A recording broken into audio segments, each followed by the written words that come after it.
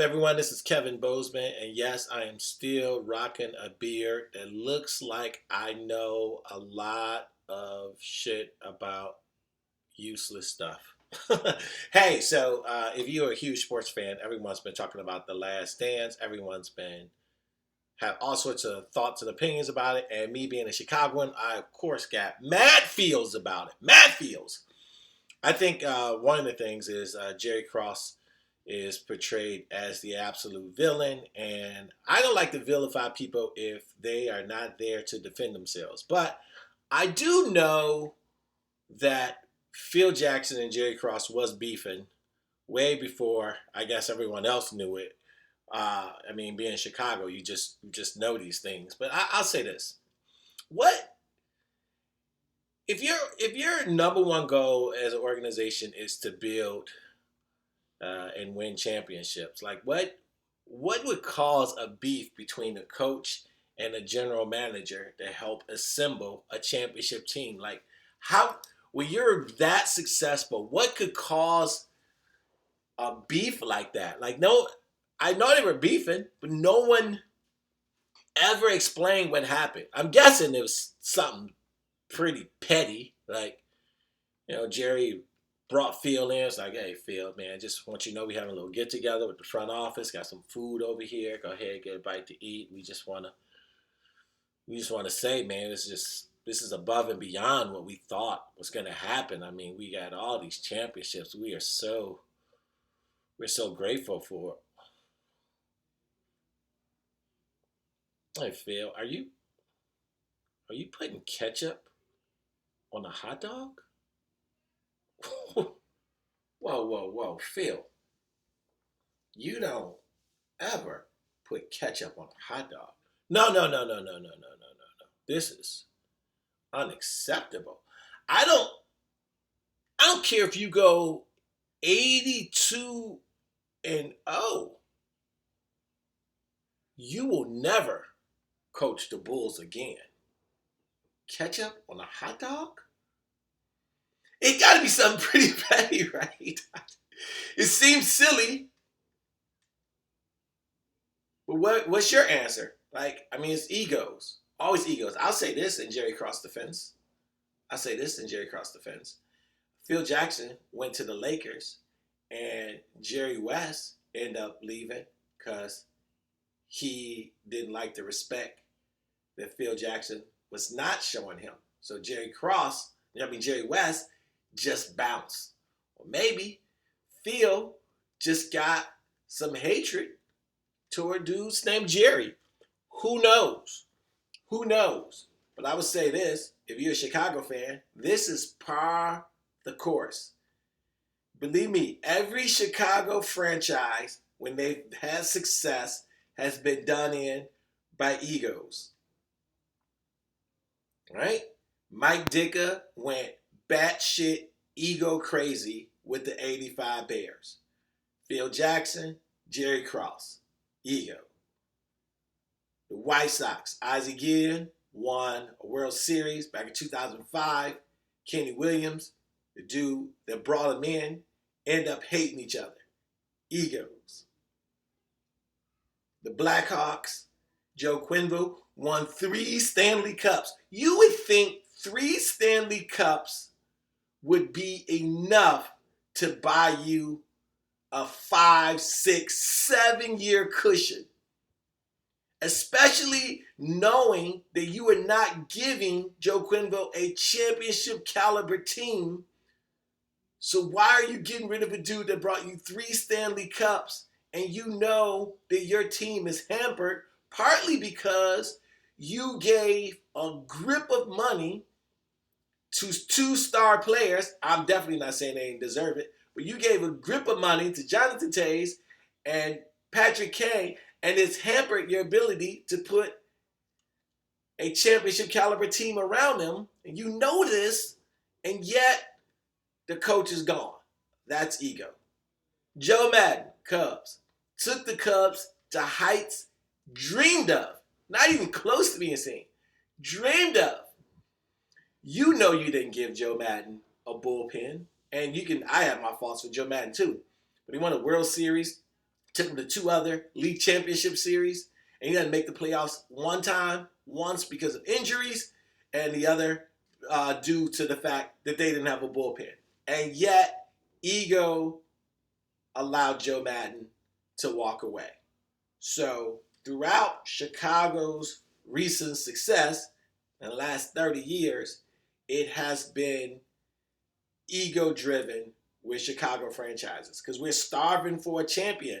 And when we win a championship in Chicago, we just lavish these dudes with praise, and it's hard to keep the ego in check. Ego is the great balancing act of humans, right? Either we are let our ego motivate us to be great, inspire us to go out and do great things, or it consumes us and we become monsters. That's the balancing act of having an ego. Anyway, uh, here's another thing that I want to talk about. Here's another thing I want to talk about the Bulls thing, like the whole Clyde Drexler thing. Like they always crush Portland.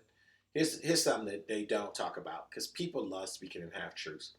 So yeah, the Portland didn't draft Michael Jordan because they said they had Clyde Drexler, and everybody was like, you could have put those two together. Here's something else that people don't talk about. The Portland Trailblazers had another dude on the squad who basically played the same position as Clyde Drexler and Michael Jordan, and his name was Jim Paxson. Jim Paxson was pretty fucking tough. Jim Paxson averaged 21 points a game the year that Jordan was supposed to come out.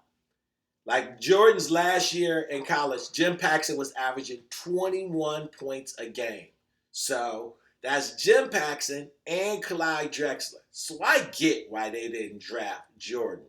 Jordan then goes to the Bulls and plays with Jim Paxson's younger brother, John Paxson. You know, the dude that hit the shot against Phoenix to win their third championship and adored so much by Chicago that they allowed him to ruin the franchise as it is now. That John Paxson. So yeah, I'm just saying, you can crush Portland all they want, but they didn't have just Clyde Drexler. They had Jim Paxson as well, who was pretty tough, and they didn't know that Sam Bowie was going to be that injury prone, and Sam Bowie wasn't very honest about the pain in his leg, and why would you be? Like, I would lie too. I wouldn't be like, oh yeah, man, before you draft me, guys, I just want you to know that I'm in constant pain. I'm getting paid, right? So anyway, there's that. And what else about the Last Dance? Oh yeah, I'm Team Scotty on this. Scottie Pippen and his contract and the way he handled it. Listen, neither one of you are wrong if you have, depending on your opinion. You can say, look, you can say that Scottie Pippen signed the contract and he should honor it. And you can also say that, Scottie Pippen signed this contract, but the Bulls made way more money than they ever thought they were going to make. And that contract was a horseshit contract. But if you're Scottie Pippen and you are paid the 122nd highest paid player, and you're one of the top 2 or 3 players in the league at the time, and you are balling out and doing everything in your power, giving your heart and soul to an organization, and you're that underpaid, and then the organization still tries to trade you, then you can have surgery whenever you want. Yeah, I don't fault him at all for waiting to have surgery to the start of the year. Put off. Yeah, you can't be mad at that dude. If you tell him he needs to honor his contract, he's still on his contract. He just decided to have surgery whenever he wanted to have surgery. Y'all trying to trade me after I did all of this shit for you under that contract? Yeah, man. See you in January. So, Team Scotty. All right, a couple other things real quick before I bounce. The NFL draft was last night, and the Green Bay Packers selected a quarterback in the first round, and everybody crushed them for it. But I would say this: if you're a Chicago Bears fan and the Green Bay Packers drafted a quarterback in the first round, you should be very worried because Green Bay has had uh, 25 years of excellence at quarterback, at least 25 years of excellence at quarterback. So if the Packers drafted another quarterback and you're a Bears fan, and with our quarterback situation, you should be very, very, very worried. And also the greatest tight end ever to come out to ever play, Rob Gronkowski, came out of retirement, and I'm telling you, right here, you heard it here first. It is not going to make a difference. I think the New England Patriots completely won by trading a retired tight end, as great as Gronk was, and got a fourth round pick for him. Couple of things. One, Tampa was already sitting on two pretty good tight ends. I don't even know if they're still on the squad. O.J. Howard and Cameron Brake is two good tight ends. Two, the head coach of Tampa doesn't even like to throw to tight ends. So if you're getting a tight end just to appease Tom Brady and you don't even throw to tight ends, that means you're going to change your whole offensive philosophy to throw to a tight end when you already had two good ones. Giving up a fourth round pick was pretty silly. I think that even though they did well in drafting offensive lineman, I think Rob Gronkowski is going to be not going to be better than O.J. Howard, who they already had. Fantastic talent, tight end out of Alabama, and misused too. So anyway, that's my take. Thanks for joining me on this little rant. I just like to be in front of my peeps. Follow me on my YouTube page, Kevin Bozeman, and other than that, I'll still try to be in your stream of consciousness some kind of way. Until then, deuces.